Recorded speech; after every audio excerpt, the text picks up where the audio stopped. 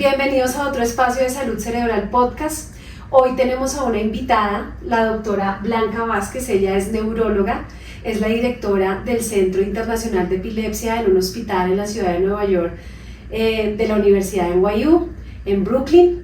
Y está aquí porque además de ser una mujer que admiramos profundamente, ella es de origen puertorriqueño y vamos a hablar de un tema que nos apasiona a las tres y es de mujer y epilepsia. Doctora, muy bienvenida a este espacio de Salud Cerebral Podcast. La doctora Betty, mi nombre es Pilar Fierro, un gusto tenerla acá, es un honor tenerla aquí con nosotros. Pilar, muchas gracias por la oportunidad de poder compartir con ustedes y de estar tan acogida aquí en tu ciudad. Bueno, muy bien. Doctora, de verdad muchas gracias por aceptar esta invitación y siempre empezamos preguntando lo mismo. Cuéntenos usted cómo fue ese camino a través de las neurociencias y cómo llegó a donde está a trabajar con todos estos temas de epilepsia, mujer, y todos estos temas de medicamentos en epilepsia. Cuéntenos toda esa historia. Mira que lo interesante con la trayectoria de una carrera es donde uno está en el momento en que está. Entonces, cuando yo terminé la escuela de medicina, hice la residencia en medicina interna y en ese momento comenzaban a venir las tomografías computarizadas y por primera vez podíamos ver el cerebro, por primera vez podíamos ver algo que antes era imposible. Entonces ahí se desarrolló las resonancias magnéticas y yo me encanté. Era la tecnología que unió la clínica y me parecía fascinante. Y yo iba en la trayectoria de oncología y creo que la tecnología me enamoró y me cambió el curso de mi carrera. Ahí comencé en la neurología y como ya había hecho la medicina interna, muy rápido me di cuenta del enfoque que teníamos en el cuidado de pacientes con enfermedades sistémicas, que no era simplemente el neurólogo, en realidad era el neurólogo como parte integral de un paciente que necesita buena salud. Y ahí empezaban los centros de epilepsia en los Estados Unidos. Había muy pocos. Empezábamos en NYU no había ninguno. Y entonces mi profesor, mi mentor, el doctor Oren Devinsky, era el único doctor en la unidad de epilepsia. Y me dice: Blanca, voy a tener una posición para un posgrado, un fellowship en epilepsia. Y ahí cambió mi curso. ¿Por qué me encantó la epilepsia? Porque la epilepsia era una condición en donde antes no había mucho por hacer, pero ahora estábamos haciendo cirugía, intervenciones que cambiaban la vida de pacientes que anteriormente nunca hubieran podido esperar una cura. Entonces el programa de epilepsia de cirugía cambiaba la vida y el curso de esos pacientes. Para otros era empezar temprano en la niñez, con el diagnóstico, con el aspecto cultural, el aspecto educacional y por supuesto envolviendo a los padres. Entonces todo eso era comprensivo. Los centros de epilepsia comprensivo cambiaron la vida de los pacientes con epilepsia en los Estados Unidos y fue un modelo que funcionó muy bien. Así que de vuelta a tu pregunta, llegué porque tuve la oportunidad en áreas donde había necesidad. ¿Y cómo llegó este tema de los medicamentos? Que también me parece muy interesante. Fue ahí mismo que se fue metiendo todo este tema de la investigación, que usted misma dice que le da oportunidades a los pacientes con epilepsia de que haya más terapias para controlar más la crisis y como tal. Increíble. Cuando yo empecé a practicar epilepsia, habían 4 fármacos, pero había muchos fármacos que todavía estábamos en nombre. La lamotrigina estaba sin nombre, todavía era un compuesto con número. La cosamida, tantos otros fármacos estaban todavía en el desarrollo preclínico. Entonces, te conté que éramos nada más 2, una facultad muy pequeña y me tocó leer el primer ensayo clínico y el diseño y me encantó ver que había la posibilidad de desarrollar fármacos con una tolerabilidad mejor, porque los fármacos de la primera generación eran muy difíciles de los efectos secundarios. Entonces esto me inició en el mundo de la posibilidad de traer algo nuevo. Te cuento que fue como un florecer. se desarrolló la lamotrigina, levetiracetam, la gabapentina, todo a la misma vez, oxcarbazepina, por ahí vinieron la vivacetam, y todos estos fármacos cenobamate han venido a ser en mi vida profesional y en mi carrera una gran alegría porque hay opciones, hay también tolerabilidad que antes era muy difícil poder tener una vida normal con todos estos fármacos. También no hay una epilepsia, sino que epilepsia es una condición, como ustedes saben, que incluye pacientes con tumores, niños con problemas de desarrollo, adultos que tienen un accidente cerebrovascular y luego tienen epilepsia, cualquier cosa que afectara al cerebro. Entonces, teniendo más fármacos, más opciones, podíamos combinar, basado en la farmacokinética, en la interacción de otras comorbilidades. Los pacientes con problemas psiquiátricos tenían otras opciones. Así que ha sido como un efecto de rueda en donde nunca paré y no creo que voy a parar, porque es un espacio que todavía tiene mucho interés en desarrollar ese medicamento que sea tan tolerable para aquellos pacientes con epilepsia que no responden a los fármacos que tenemos hoy en día. Perfecto, doctora, eso me lleva a una pregunta de este abrebocas que usted nos hace, y es de este tipo de condiciones en la medicina que hace unos 10 años no se tenían en cuenta, y era el cerebro femenino con todas sus variantes en conectividad y sobre todo la influencia que tenemos de las hormonas. Nosotros ciclamos cada 28 días y entre esos 28 días además ciclamos, tenemos 4 etapas y nuestro cerebro se conforma y se comporta diferente en cuanto a neuroplasticidad en todas esas etapas que pasamos. Entonces quisiera que inicialmente nos contara qué pasa en ese cerebro femenino bajo esa influencia de las hormonas. Una gran parte de mi trabajo ha sido tratando de mirar no solamente las poblaciones especiales, la mujer, el niño, el adulto, el hombre, las pacientes que tienen problemas psiquiátricos, pero la mujer es específicamente importante porque a través de la edad reproductiva tiene tantos cambios. Al debutar la menarca, al debutar la epilepsia que se presenta con esos cambios hormonales, esa niña no solamente es una adolescente, no solamente es una niña que va a empezar su vida reproductiva, sino que ahora también tiene que manejar medicamentos con epilepsia. Pero no es misterio, las hormonas tienen un efecto activante en el cerebro, específicamente los estrógenos. Los estrógenos son proconvulsantes, son más acelerantes del glutamato.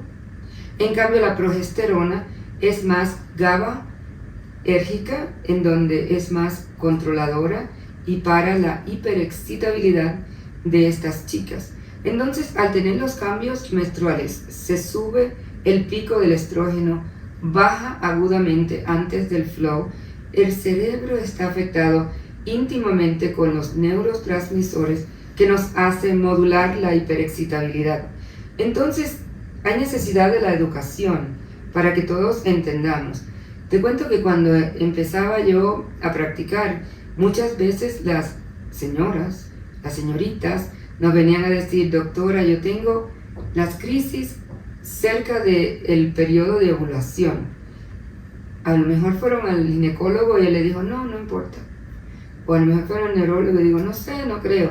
Pero hoy en día entendemos muy bien esa relación estrecha que ocurre entre los cambios del ciclo menstrual y las crisis. Y podemos modular las terapias para acomodar ese periodo vulnerable. No solo la niña, sino también la mujer en la etapa de la menopausia, ya cuando estamos cambiando. Y muchas señoras dicen: yo estoy esperando que se me terminen mis periodos. Pero hay que recordar que el nivel de estrógeno baja, pero también baja el nivel de progesterona. O sea que el ratio se queda muy parecido, y entonces solamente 1/3 de las mujeres que tienen epilepsia cerca de el periodo menstrual, que le llamamos catamenial epilepsia, solamente 1/3 de ellas se mejoran al pasar a la menopausia, un tercio no cambian y otro tercio pueden ser más frecuentes las crisis. Entonces es muy importante la educación médica, es muy importante la educación de los pacientes para que puedan preguntar las preguntas correctas. Doctora, usted lo dijo muy bien ahora en relación a cuando una niña, digamos una preadolescente, digamos tiene su menarca. A veces vemos que eso hace, como usted bien lo dijo, que se debuten en crisis epilépticas, a veces sobre todo en epilepsias idiopáticas generalizadas, que además tiene una connotación de un uso de medicamentos que es prolongado. ¿Cuáles son esos consejos que usted le daría, digamos, a esa familia que tiene una paciente que empezó con esa epilepsia a esa edad?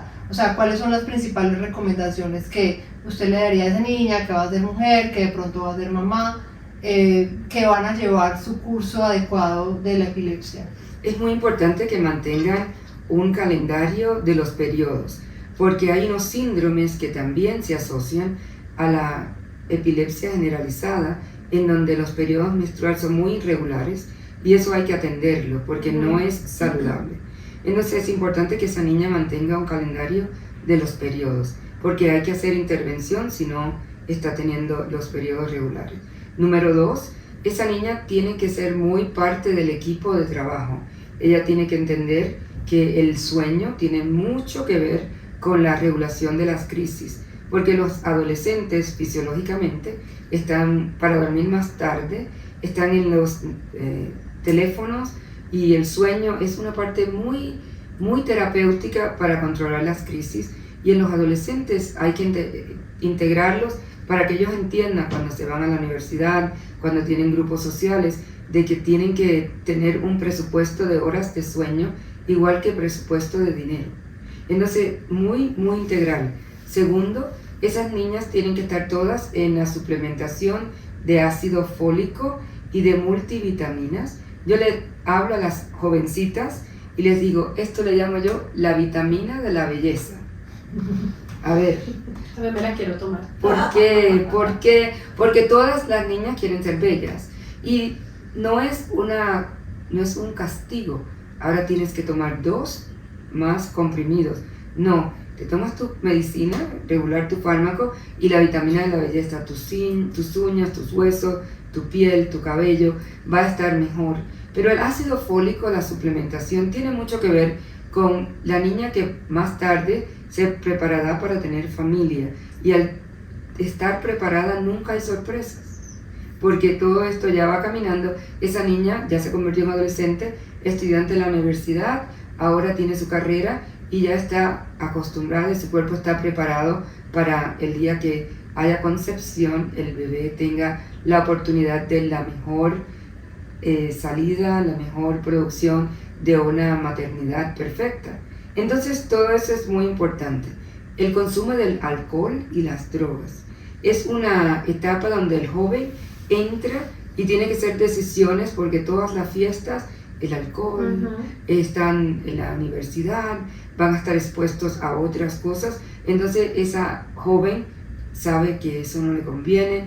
La doctora me explicó la interacción con los fármacos, el efecto en el metabolismo del hígado, el efecto en la salud cerebral. Entonces todo eso es darle poder a la chica para que ella sepa, eso no me conviene. Otra pregunta frecuente que yo he visto también en mis pacientes son 2 escenarios. Uno es el tema de que a algunas mujeres con epilepsia les cuesta quedar embarazada, ¿sí? Eso, ahorita podemos hablar un poquito de eso porque sabemos que hay algunas alteraciones y puede ser que estén relacionados. Pero también veo otros escenarios en que hay mujeres con epilepsias que en algún momento, digamos, no están controladas también como uno quisiera, como para, digamos, empezar un embarazo, y existe una presión de alguna forma de pareja, social, y una especie de mito en relación a que embarazarse les va a curar la epilepsia, o que tener hijos va a ser más fácil, digamos, transitar con este diagnóstico. Entonces está como las 2 partes, la mujer que no queda embarazada fácil y la otra mujer que dice, tengo que embarazarme porque de pronto esto me va a servir. Quiero que me cuente su opinión y su experiencia y si es un mito o no, una realidad en relación a esto. En términos de la capacidad reproductiva, si una mujer tiene una salud reproductiva perfecta, la epilepsia no representa una barrera. En cambio, las parejas que han tenido problemas deben de ver si esa niña tiene el síndrome poliquístico ovárico, en donde hay una incidencia de ciclos anovulatorios que no permite la concepción.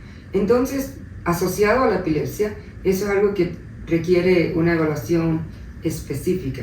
Pero en general, los estudios que se han hecho comparando hermanas y primas con la misma social, el mismo patrón social, la misma tipo de socialización, no tienen menos capacidad de tener bebés que las pacientes que no tienen epilepsia.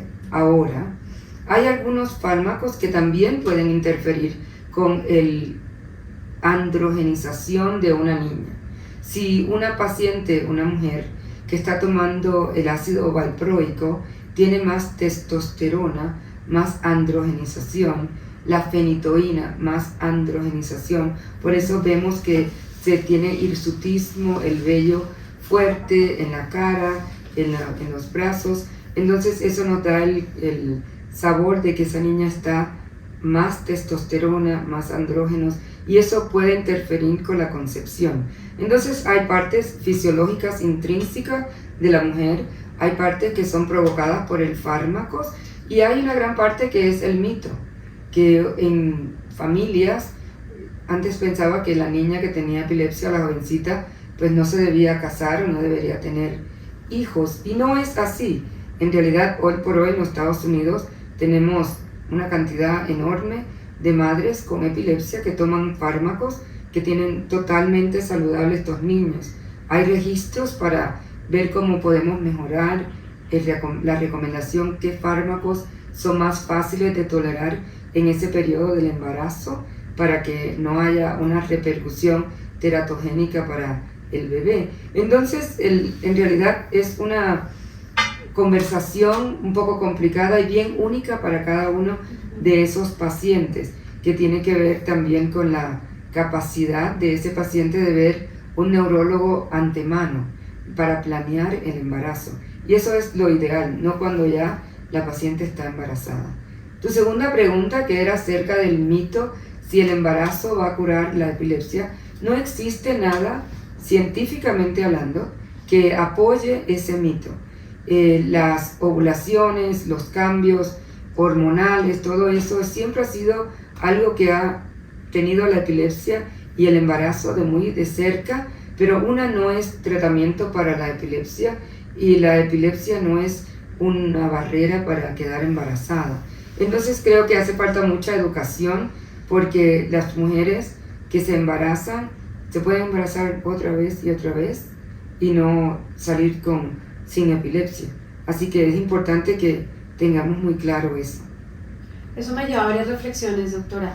Lo primero es que pues hay que suplementarse, y eso va mucho en función también del autocuidado de una persona con una enfermedad crónica, y me parece muy interesante cómo usted lo aborda desde el inicio de la enfermedad, cuando se es adolescente o adulto joven.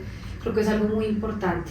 La otra cosa, y que me lleva a la siguiente pregunta, también me pasa que las mujeres que consultan, tienen mucho temor a los efectos sobre los niños en cuanto a su parte cognitiva, si el niño va a tener algún problema de coeficiente intelectual o trastornos generalizados del desarrollo. Entonces quisiera saber cuál ha sido su experiencia en eso.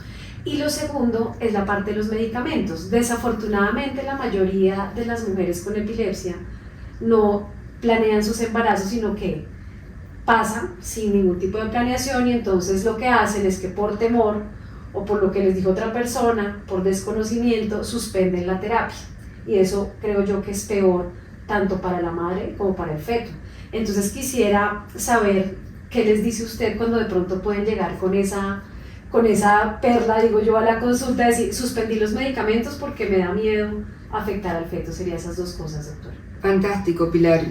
Esto es un asunto de educación y de salubridad pública, y es responsabilidad no solo del neurólogo porque tal vez ese paciente nunca te vio y no consultó antes, pero es responsabilidad del médico primario, incluyendo los pediatras. Yo creo que todos nosotros tenemos una responsabilidad pública de, si un paciente se diagnostica, yo rápido le digo, si alguna vez estás embarazada, no puedes parar los medicamentos, porque esos pacientes se presentan con racimos de crisis en estatus epilépticos, que es muy dañino para el bebé y es muy perjudicial para la mamá también. Entonces es una conversación que hay que tener antes que la señora esté embarazada, antes que esa joven se presente a nuestra oficina. Y las madres usualmente me miran, me dicen, doctora, la niña no es sexualmente activa. No importa, señora, le digo, es para cuando estemos en esa etapa, ya la niña sepa cómo tomar decisiones. Y no hay nada de malo con empezar a hablar muy temprano de la educación en una paciente que tiene que tomar un fármaco todos los días. Y lo más importante a todos los que tengan contacto con un paciente de epilepsia es decirle, si alguna vez quedas embarazada, no pares tu fármaco. Es más dañino parar el fármaco para el bebé y para la mamá que continuar el fármaco.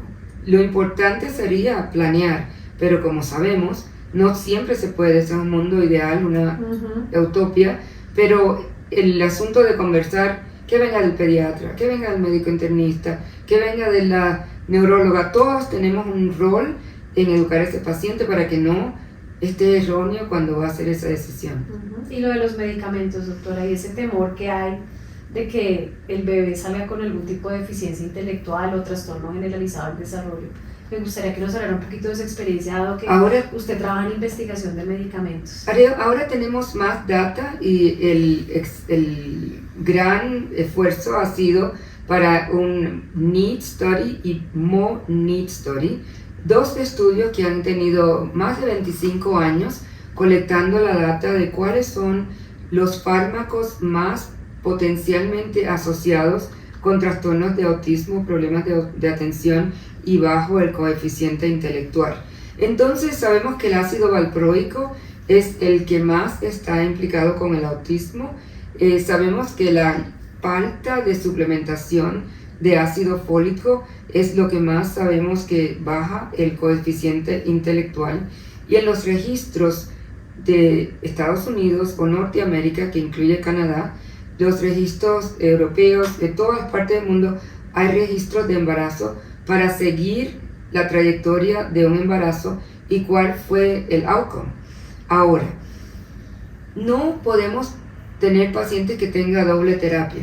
Tienen que ser en esos registros un paciente que esté en monoterapia, solamente en un fármaco y no en dos. Entonces todas esas cosas limitan cuán grande es el número, cuán rápido crece ese registro.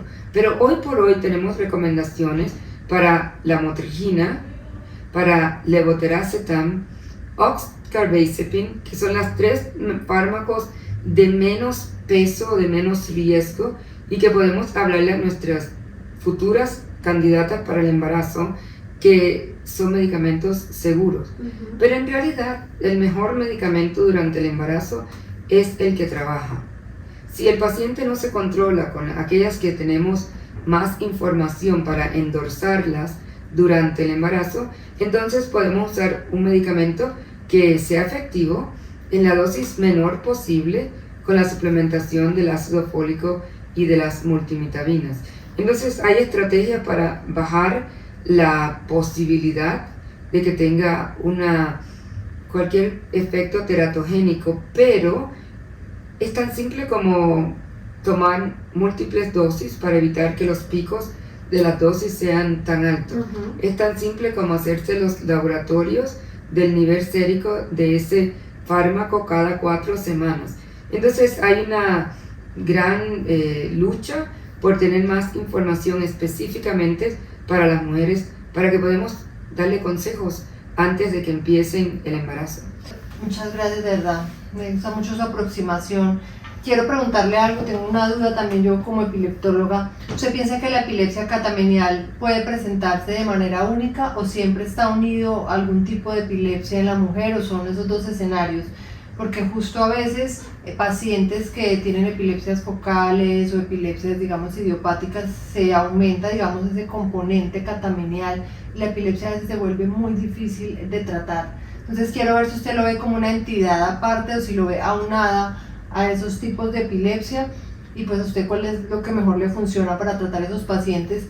Digamos que sabemos desde el punto de vista farmacológico que hay algunas alternativas, pero a veces sabemos que todos estos temas de anticoncepción, digamos que sean a base de progesterona, pueden mejorar. Entonces me gustaría escuchar su experiencia y su opinión en relación a eso. De que la doctora continúe, para aclarar a las personas y a los pacientes que nos están viendo o escuchando, catamenial se refiere a las crisis que se presentan durante el periodo menstrual. Entonces, el ciclo como el tal. ciclo como tal, o sea que tenga alguna relación usualmente o con la ovulación o cuando llega el periodo. Entonces es eso. Perfecto, perfecto. Entonces, el asunto de la epilepsia catamenial, y voy a decir un poquito más, katos es una raíz de la palabra griega que quiere decir menstrual, meses. Katos quiere decir meses en griego. Entonces, por eso vemos estos ciclos. Lo más importante es determinar si esa joven está teniendo crisis en la ovulación o si la está teniendo antes del flujo menstrual. Entonces estamos hablando es el área más vulnerable en donde vamos a tener una intervención terapéutica para poder bajar ese pico de crisis. Es muy difícil de tratar, es muy único para cada mujer, incluye las epilepsias generalizadas y las focales. No ha habido ninguna evidencia que enseñe que las focales están excluidas. Es muy importante ver la interacción también con la adherencia de la proteína, el aumento en el metabolismo del hígado durante el periodo donde están los estrógenos altos, en adición a lo que hablábamos de la hiperexcitabilidad que ocurre con esos picos de estrógenos. Entonces, ¿cómo manejarlo? Tiene que ver con qué fármaco está tomando la chica.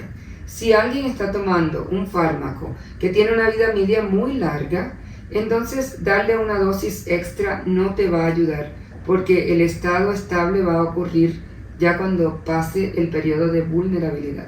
Entonces usamos medicamentos de corta duración como las benzodiazepinas. Tal vez eso es más efectivo en los 5 días del periodo en donde está más vulnerable a tener crisis.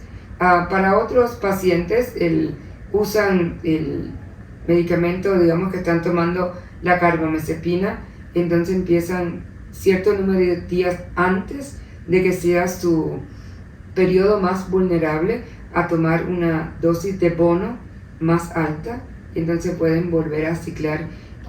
Para otros usamos las testosteronas, las progesteronas naturales, que entonces son incorporadas a su ciclo.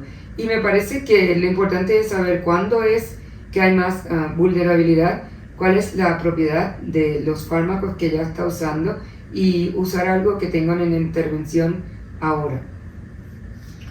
Muy bien, doctora. Y adicionalmente, entonces, pasando como por todos los ciclos digamos, de la mujer, yo tengo una duda en relación a la perimenopausia y la menopausia, que usted ahorita nos lo expresó, y es que con todo ese sub y baja de estrógenos que ocurre en la perimenopausia, que parece ser que eso es muy típico de cada mujer, tampoco uno puede como generalizar, pero entonces ahí el comportamiento del control de la epilepsia en la mujer depende mucho de esos subidas y bajadas de ese estrógeno, o cómo ha sido su experiencia, porque muchas veces uno en neurología dice, no, tranquila, mire, con la migraña se le va a mejorar cuando le llegue la menopausia, esto se le va a mejorar cuando llegue la menopausia, todos estamos esperando la menopausia porque pensamos, la verdad es que tiene varios temas complejos, diferentes, pero entonces en epilepsia, ¿cómo ha visto usted el comportamiento, digamos, en relación a eso y a los tipos de epilepsia?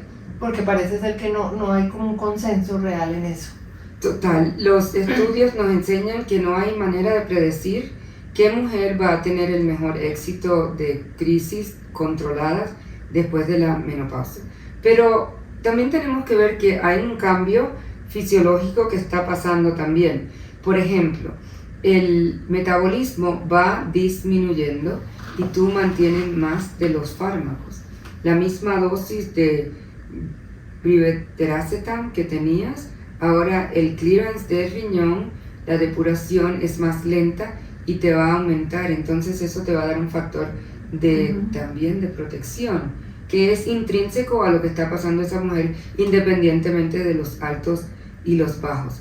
En adición, si una mujer estaba tomando un medicamento como la lamotrigina y ahora va al ginecólogo y el ginecólogo le da suplementos hormonales, el metabolismo de la lamotrigina va a aumentar a un 50% y eso va a bajar el nivel y ahora debuta con crisis generalizada que no había tenido en 40 años.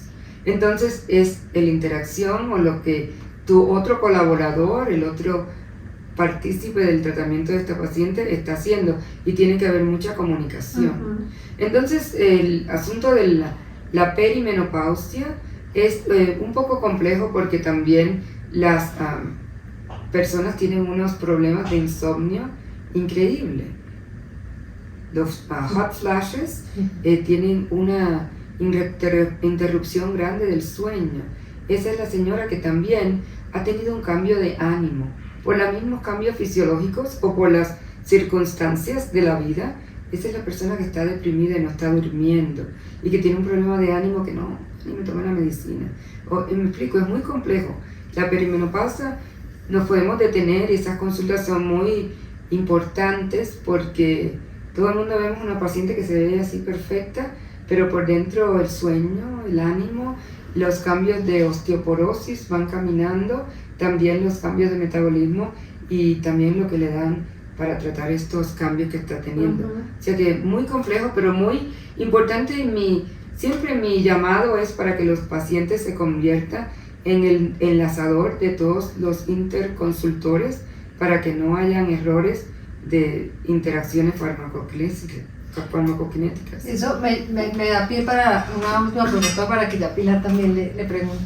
¿Qué opinión tiene? Yo la verdad no sé, se me ocurre en este momento preguntarle esto. Ahora está muy de moda pues volver después de los mitos de la terapia de reemplazo hormonal que antes estaba como muy castigada. Ahora nuevamente está muy de moda decirle mejor terapia de reemplazo hormonal porque le va a dar Alzheimer, porque es mujer, porque se le bajaron los estrógenos. Entonces yo pienso, si yo soy una mujer con epilepsia que me dice que los estrógenos pues sí son importantes obviamente, pero puede ser que me estén aumentando mi hiperexcitabilidad neuronal, yo podría ser candidata a una terapia de reemplazo hormonal en caso tal de la que necesitara, o daría un poquito de susto, digamos si tengo una epilepsia controlada hace mucho tiempo, o puede optar por terapias de reemplazo pues que obviamente tengan menor contenido de estrógeno.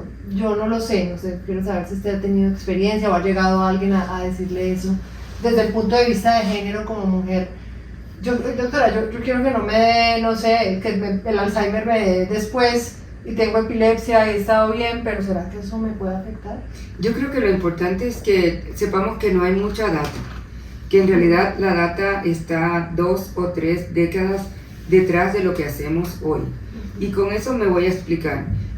Las modas de reemplazo de hormonas o no reemplazo de hormonas, tomen vitamina E, no tomen vitamina E, los suplementos, todo esto tiene ciclos y entonces tenemos que ser, ¿cuál es la evidencia número 1 que existe? Y para muchas mujeres es necesario los reemplazos hormonales por todos los cambios que existen, no solamente en el ánimo, en el sueño, en la cognición y también la tolerancia del paciente, lo que tú estás dispuesto a tolerar en términos de tus cambios fisiológicos.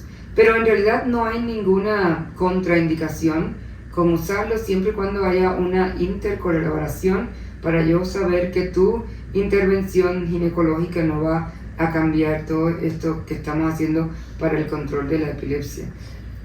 Y en relación a los medicamentos como tal, los anticonceptivos, yo personalmente tengo una opinión de los anticonceptivos como dual. Pienso que tienen un efecto positivo, pero también todo este tema de que pueden competir con los fármacos, digamos en una persona que está planificando. Yo por lo menos opto por decirle a mis pacientes, yo preferiría que no tengas que planificar con anticonceptivos orales y prefiero que utilicen como métodos de barrera o dispositivos intrauterinos. En su experiencia en los temas farmacológicos, ¿Usted ve que esa medida es efectiva o podemos estar tranquilos siempre y cuando sepamos cuáles medicamentos interaccionan o no con los anticonceptivos? Y hay unas que evidentemente no pueden. Nos quedamos tranquilos. A veces pienso con los anticonceptivos con este tema también de alteraciones del ánimo, en algunos pacientes les produce dolor de cabeza, entonces es como que yo digo, le aumento la carga de esta pastilla más la otra, pues más fácil planificar con otro método.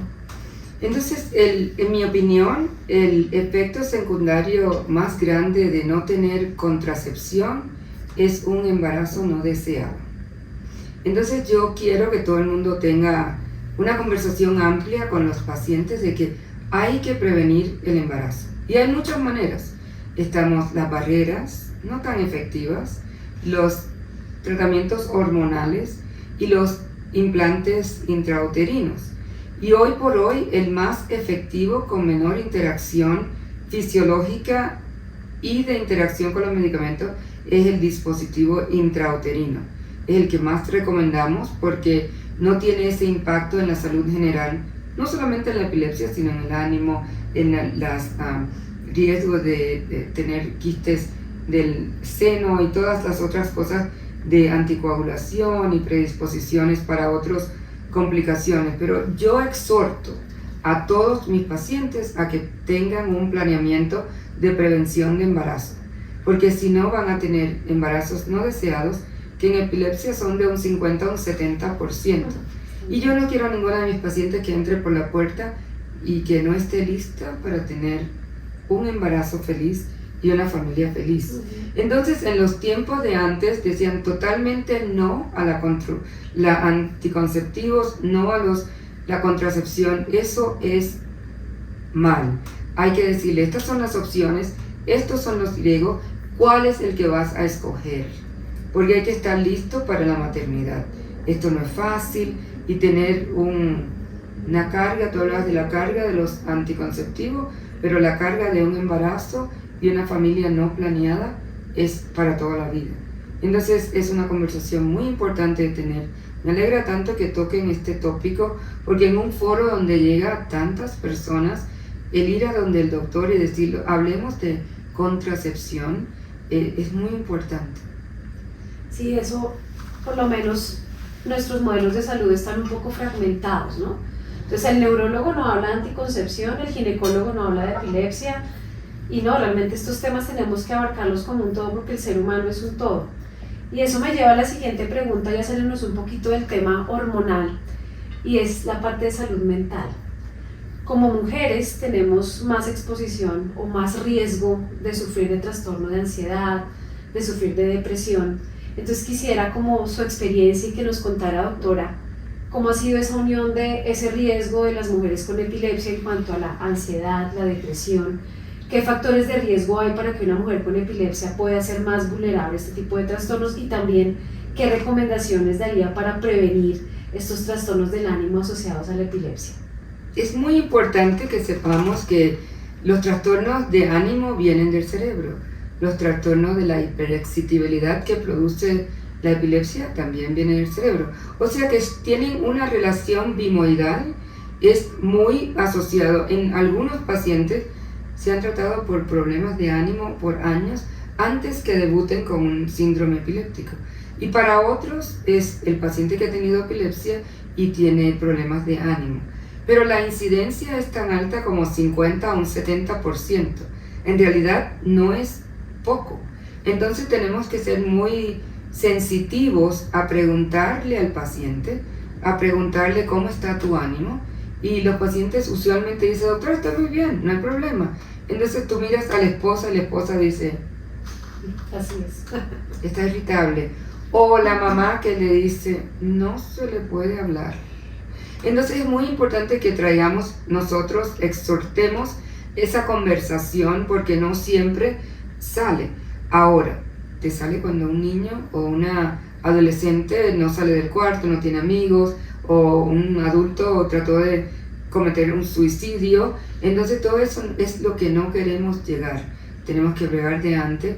Es una comorbilidad muy común, es la comorbilidad tan común como el problema de la memoria en la epilepsia. Entonces, ¿cómo lo abordamos? Primero que nada tenemos que ver la patología. La patología es una niña que tiene frecuencias de convulsiones muy bajas y el medicamento que está en una alta dosis tal vez esté impactando el ánimo, entonces eso se puede modular. Como neuróloga yo receto todo el tiempo estabilizadores del ánimo, todo el tiempo, porque en mi cultura yo le digo al paciente, tienes que ver a ver el psiquiatra o un terapeuta y no van. La mamá es la primera que me dice, la nena no está loca. No, doctora, en la escuela le van a poner un sello. Entonces hay que entender como neurólogos que esto es parte del síndrome neurológico, que un paciente con ansiedad, que es tortura, sufre, que un paciente con depresión sufre y es parte del problema neurológico, que no es mandarlo al psiquiatra, porque primero que la accesibilidad no es tanta, nosotros tenemos una deficiencia de proveedores de salud mental increíble, y entonces tenemos que ver esa limitación, número uno.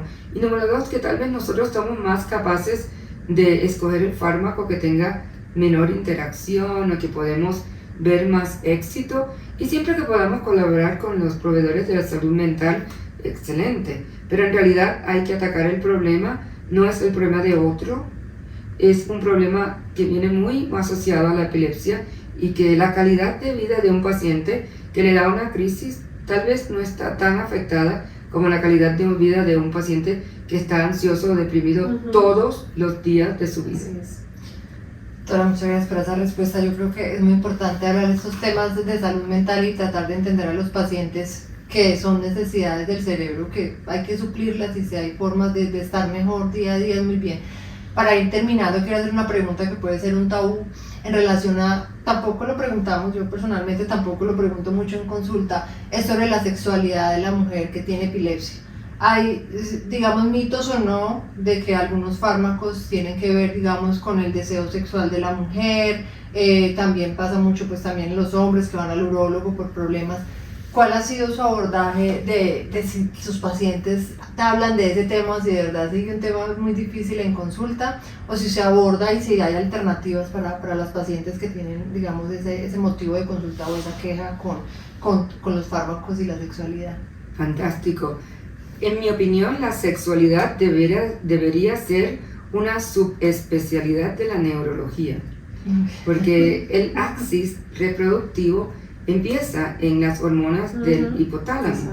Estamos tan interconectados que en realidad debería ser una subespecialidad de los neurólogos.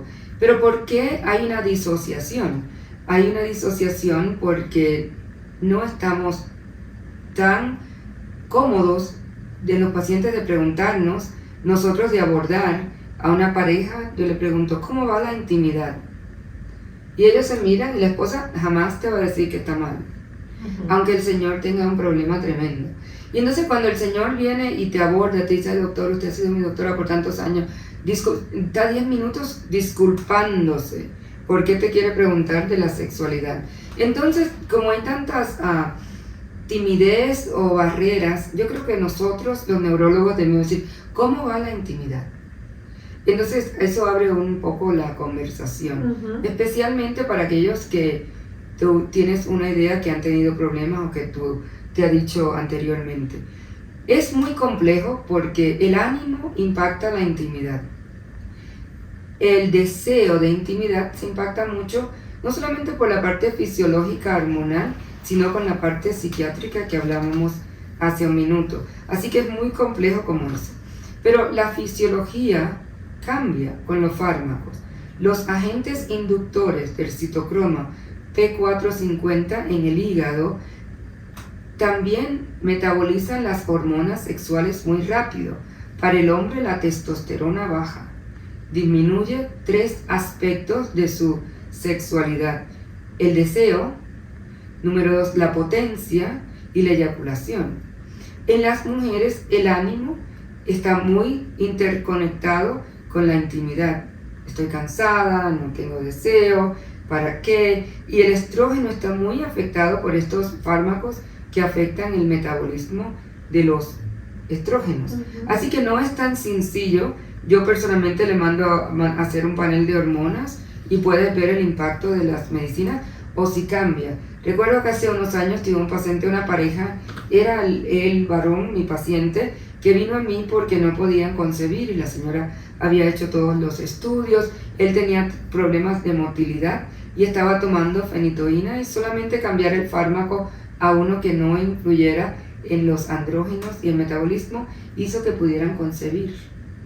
O sea que la sexualidad o el aspecto de intimidad no solamente es complejo, pero no es solamente la epilepsia o el fármaco, también tiene que ver con la actividad, la intimidad, la salud mental, y todo eso es un poco complicado. Doctora, ya para ir terminando, siempre usted, con toda esa experiencia, además porque yo creo que la visión que usted tiene la parte clínica, la parte preclínica, para los que no saben, son cuando hacen experimentos en animales, que puede ser algo que de pronto no entendieron previamente. La investigación, la historia, que es tan importante conocer los antecedentes para no cometer los mismos errores, para poder innovar. En relación a la salud cerebral y la epilepsia, ¿cuáles son los consejos más importantes que usted le daría a esa mujer que dice, doctora, pues sí, yo tengo epilepsia, ¿qué hay que hacer? Pero como lo hablamos previamente cuando no estábamos grabando, ¿qué puedo hacer para yo preservar mi salud cerebral a través del tiempo? ¿Cuál es su perspectiva? Y también usted, si tiene algún hábito de salud cerebral que nos quiera compartir como pregunta final.